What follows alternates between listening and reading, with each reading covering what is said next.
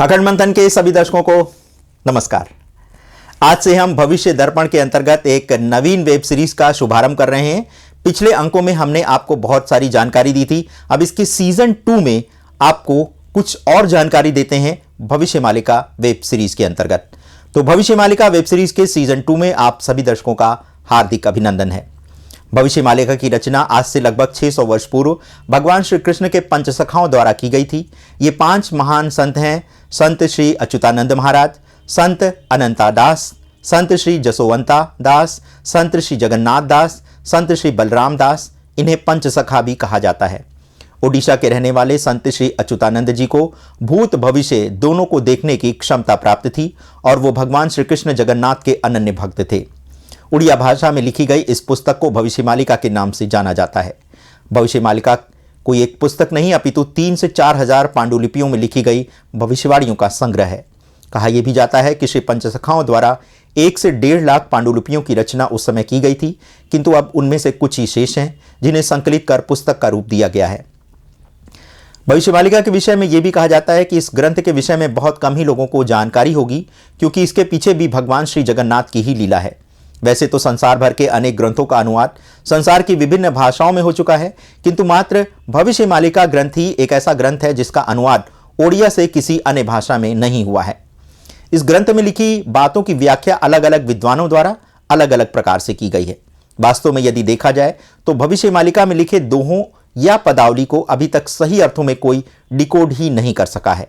कहा यह भी जा रहा है कि जब कलयुग का अंत निकट होगा तब धीरे धीरे कुछ विद्वान पुरुषों द्वारा जिन पर भगवान जगन्नाथ की अत्यंत कृपा होगी, उन्हीं के द्वारा भविष्य मालिका ग्रंथ की महिमा और उसमें लिखी बातें संसार के सामने लाई जाएंगी।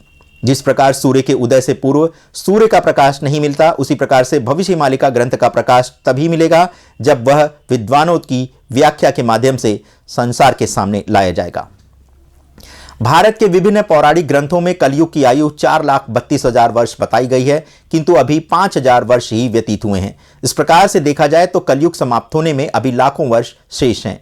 किंतु भविष्य मालिका में लिखा है कि कलयुग में पाप के अधिक बढ़ जाने के कारण कलयुग की आयु 4,32,000 वर्ष से घटकर मात्र 5,500 वर्ष रह जाएगी। वर्तमान समय भी कलयुग का 5,500वां वर्ष ही चल रहा है। भविष्य मालिका ग्रंथ में बहुत पूर्व ही ये लिख दिया गया था कि जब धरती बहुत बड़े परिवर्तन के दौर से गुजरेगी तब कलयुग का अंत हो जाएगा। वर्तमान समय में धरती बहुत बड़े परिवर्तन के दौर से गुजर रही है। भविष्य मालिका के अनुसार कलयुग के अंत के पश्चात ही धरती का महाविनाश होगा एवं तत्पश्चात नवीन युग का आरंभ होगा। तीसरे विश्व युद्ध को भी धरती के महाविनाश से जोड़कर देखा जा रहा है।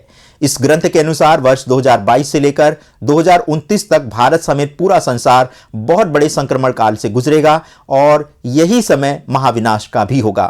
अर्थात 2022 से लेकर 2029 तक जो भी घटना घटनी है वो घटकर ही रहेगी। भविष्य मालिका के अनुसार जब शनि कुंभ राशि में प्रवेश करेगा उसी समय महाविनाश आरंभ हो जाएगा। शनिदेव 29 अप्रैल 2022 को कुंभ राशि में प्रवेश कर चुके हैं। उसके पश्चात ये वक्री होकर 12 जुलाई 2022 को मकर राशि में आ चुके हैं। आपने देखा होगा कि पिछले इसी कालखंड में रूस यूक्रेन का युद्ध आरंभ हुआ और अभी तक इसका समापन नहीं हुआ है। इधर चीन ताइवान पर आक्रमण करने की भी तैयारी कर रहा है।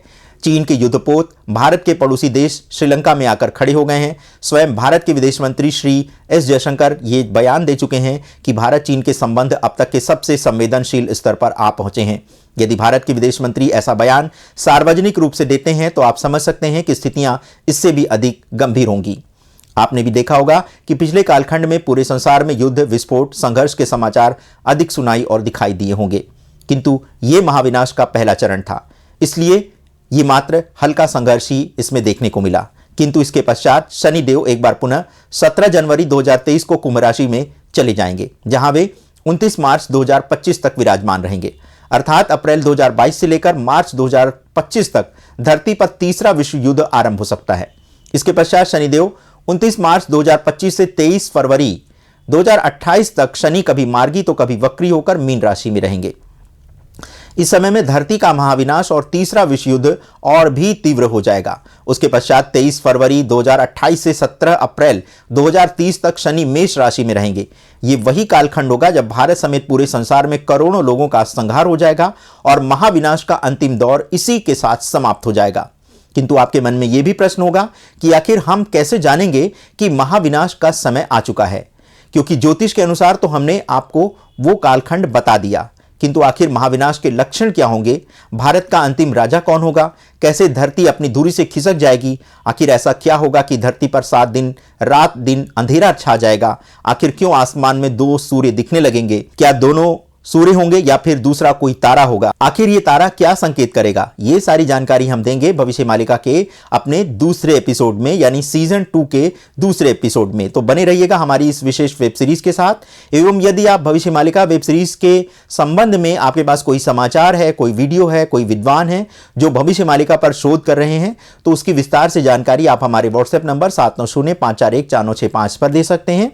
इसके अतिरिक्त आप हमें ईमेल भी कर सकते हैं akhandmanthan@gmail.com पर। अपना बहुमूल्य समय हमें देने के लिए बहुत बहुत धन्यवाद आपका, और आप इसका दूसरा एपिसोड देखना मत भूलिएगा, क्योंकि उसमें बहुत रोचक तथ्य आपके सामने आने वाले हैं। धन्यवाद, नमस्कार।